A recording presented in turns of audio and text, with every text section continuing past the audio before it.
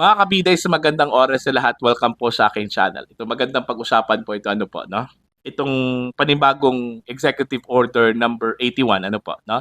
Na inilabas po mga kabida ni Pangulong Ferdinand Bongbong Marcos kahapon. Now, ano po itong EO number 81? Okay?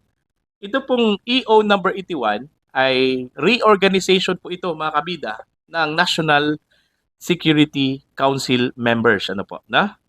At mahalaga po ito sa ating discussion for this vlog dahil ho nakakabahala po itong EO na ito mga kabida dahil ho tinanggal ng EO na ito ang membership po ni Vice President Sara Duterte at maging yung mga dating pangulo po ng Pilipinas, no? As members of the National Security Council ano po. Okay? Dami hong pumuna po dito mga kabida, no?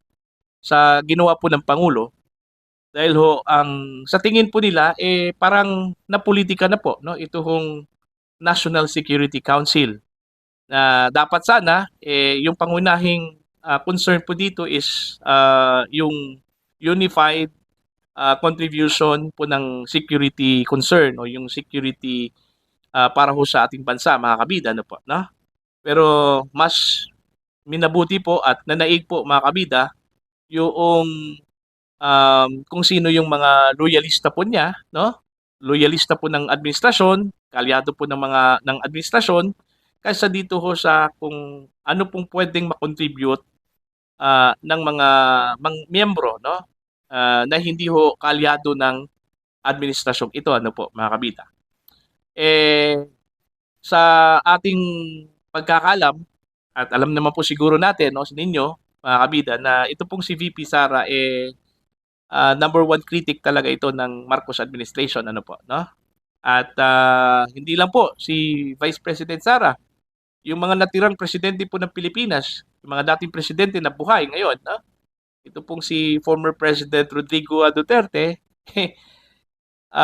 kritiko rin ng Pangulo, no? At ng administrasyon. At ito pong si former President and now Pampanga Congresswoman Gloria Macapagal-Arroyo na kilala pong malapit po sa mga Duterte mga kabida. Isa lang po yung medyo hindi natin alam yung stand, no? Kung ano ba talaga ito, no? Kung pro Marcos o pro Duterte, no? Ito pong si dating Pangulong Erap Estrada mga kabida, no po, no? So, yun po. Dami hong pumuna po dito sa ginawa po ng Pangulo. Okay? Now, isa sa mga napansin kong pumuna po dito mga kabida, ito pong Optic Politics, no?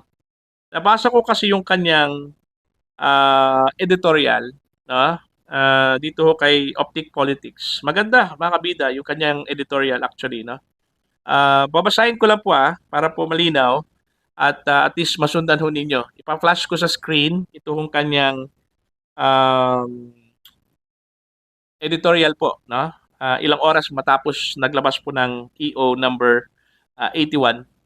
EO 81 is more than just an executive order. It is a dangerous precedent that undermines democratic structures, weaponizing national security for political gain, and consolidates power in a way reminiscent of the darkest chapters of Philippine history. If President Marcos and Secretary Bersamin truly value national security, they should revoke this order and restore the NSC as a credible, inclusive body capable of addressing complex changes or challenges facing the nation. Anything less is a betrayal of the Constitution, the people, and the democratic ideals they claim to uphold. Yan. Ito yung kanyang shortened na editorial. Actually, mahaba po itong kanyang editorial pero may shortened version po itong si Optic Politics. Ano po, no? Inclusive. Yung sinasabi ho nilang inclusivity, no?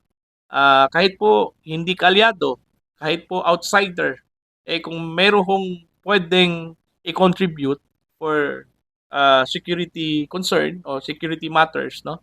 Mas maganda 'yon, no? kaysa alisin mo dahil ho kalaban ng pamahalaan, hindi ho kaalyado, no? 'Di ba, mga kabida? So, nagmukha ngayong politika na, no? Ito hong National Security Council, ano po? Kasi ang nandyan is kailangan po loyalista. Kailangan po mga kabida, kaalyado po ng Pangulo, no? Ano ba pwedeng magawa pala kung hindi kaalyado ng Pangulo? Yung security, by the way, is everybody's concern man yun, no? Mga kabida, everybody's concern yun. Hindi yun para lang sa mga loyalista, para lang sa mga kritiko, no? Lahat ho tayo, may pakialam dyan, no? Wala hong kalaban, wala hong magkaibigan, at walang kalyado dyan ho sa security. Dahil tayo lahat po ay apektado kung tayo po ay malusutan ng mga kaaway, mga kabida. Dapat lahat po tayo mga kabida ay magtulungan, ano? Hindi ho dapat hindi isantabi natin dahil ho hindi po natin kalyado, kalaban po natin sa politika, no? So paano ho natin ma-achieve yung inclusivity mga kabida diyan ho sa ginagawa ngayon ng administrasyon, no? Okay, para bang mas pinalala pa ng administrasyong ito yung gap, 'di ba? Yung division po mga kabida ng taong bayan. Sa ginawa po ng Pangulo ngayon mga kabida na inalis po itong si VP Sara at saka yung mga dating Pangulo, mas lalong pinatindi po ng Pangulo yung galit po, no, ng mga supporters po ng mga Duterte. At hindi lang po yan, posible hong makakuha pa ng simpatya, no? Ito pong mga Dutertes doon ho sa mga Marcos supporters, ano? Dahil hindi naman talaga ito maganda, no?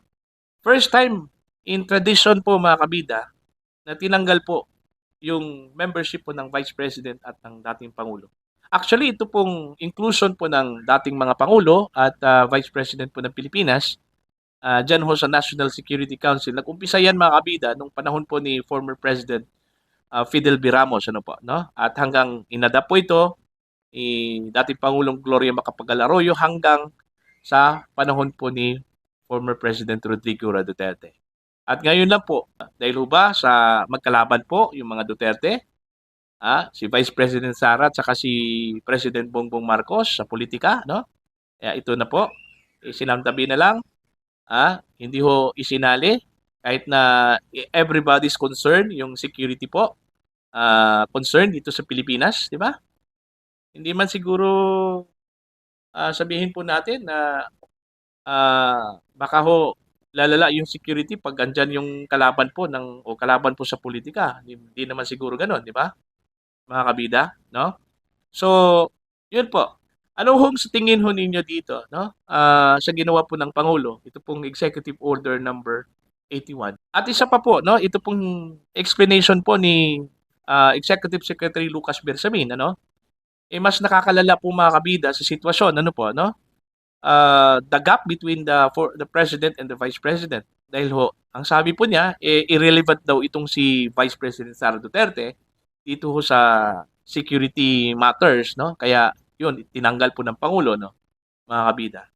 So, para ho sa inyo, advantage po ba ito o disadvantage po itong ginawa po ng Pangulo na tinanggal po niya itong si Vice President Sara Duterte sa bilang member po ng National Security Council at maging itong mga former president po ng Pilipinas.